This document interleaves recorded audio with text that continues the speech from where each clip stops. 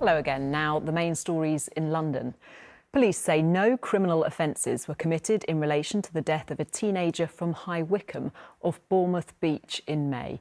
12-year-old Sunna Khan drowned along with 17-year-old Joe Abess. It's thought they got caught in a riptide next to the pier. Dorset police say experts have determined that a pleasure boat in the area did not contribute to their deaths. A man arrested on suspicion of manslaughter will face no further action. A weather warning for wind is in place across London and Kent. The Met Office says some areas could experience a temporary loss of power and are advising people to bring loose items such as garden furniture inside. Some events in the capital have been cancelled due to the warning, including Kaleidoscope Festival at Alexandra Palace. Sport now, and Arsenal have confirmed the record-breaking signing of Declan Rice from West Ham. This is a massive club. You can't be comfortable here. Rice's £105 million move to the Emirates Stadium has been signed off. He's been handed the number 41 shirt, the same number he wore when playing for West Ham. Southend United fans are still waiting to see if the club will be allowed to play in the National League this season. The club is in debt, having recently been given 6 weeks to settle, with staff reportedly going unpaid for months. Today, supporters were determined to make their feelings clear, calling on the chairman to resign. Jay Akbar has the story. This level of anger is usually reserved for the opposition. It's directed at Southend United's owner, Ron Martin. These fans accuse him of making a killing their club. Feels like we're already in the graveyard. We're like walking ghosts. That's how it feels. Deep down there now, we are walking ghosts. It's embarrassing. We've got a property developer who owns a football club, and the two things are a complete contradiction. His primary focus and aim is the land and developing it for profit. The club owes £275,000 in taxes and has until August 23rd to pay up or find a new owner. Until that happens, the club is banned from signing new players, and the ones on the payroll haven't been paid in months. Neither has the medical staff. In fact, today's friendly was cancelled because so many players are injured. Even if they're fit for the season opener in 3 weeks, they might not even be allowed to play in the league. To those who love the club, it would be like a member of your family passing away. That's how much it means to all of us. I think everyone here today and everyone who's got Southend in their hearts just wants Ron Martin to put the needs of the football club first rather than what benefits him, really. In a statement this week, Martin said, "I want to find a buyer to take the club forward and maximise its potential.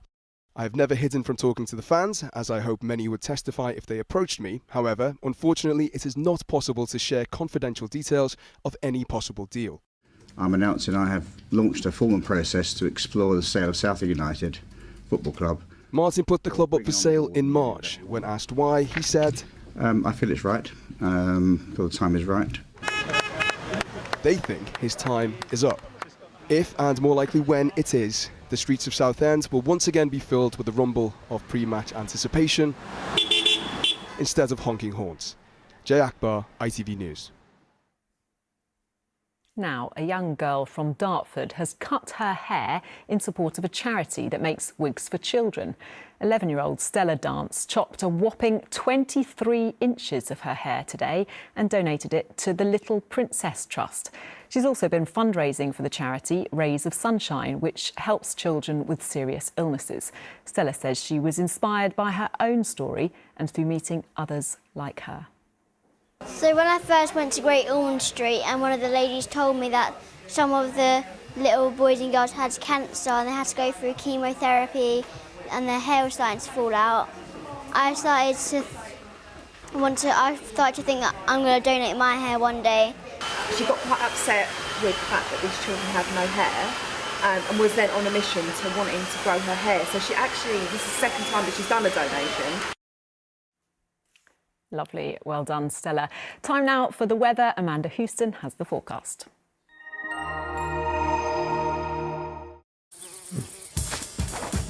Whatever the weather, it always feels like home. Vaillant Heat Pumps and Boilers sponsor ITV London Weekend Weather. Hello there. Hope you're all keeping well. So it certainly has been a lively scene for many of us throughout today, with those strong gusty winds in places. It's staying unseasonably windy as we go through this evening too, with potential gusts still up to around 45 to 55 miles per hour.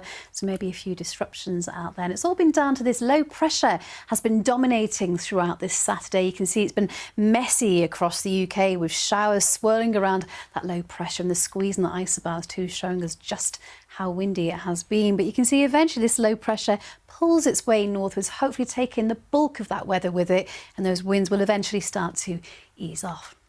Now, in the meantime, though, coming back to the rest of this evening, well, it's still blustery out there. A few more showers to come again. We could hear the odd rumble of thunder in places, but for most of us, as we edge overnight, becoming dry, clear skies, those winds will ease off a touch low. It is still quite breezy out there, and that's going to keep those temperatures between 14 and 16 degrees.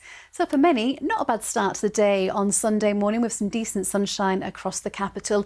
It will be quite breezy though, and you can see that cloud bubbling up as we move through the day, and that's going to bring one or two showers into places. And again, if you catch one of these showers, it could be heavy and possibly thundery in places, though the bulk of our part of the world should avoid them, especially the further east that you come. And that's with highs there between 19 and 22 degrees, 22, 72 in Fahrenheit. And then looking ahead towards Monday, we can see that low pressure well and truly out of the way, much quieter for many, and hopefully it will be less windy too. Bye-bye. Valent Heat Pumps and Boilers sponsor ITV London Weekend Weather. That's all from us for now. We'll be back tomorrow. Have a very good evening. Goodbye.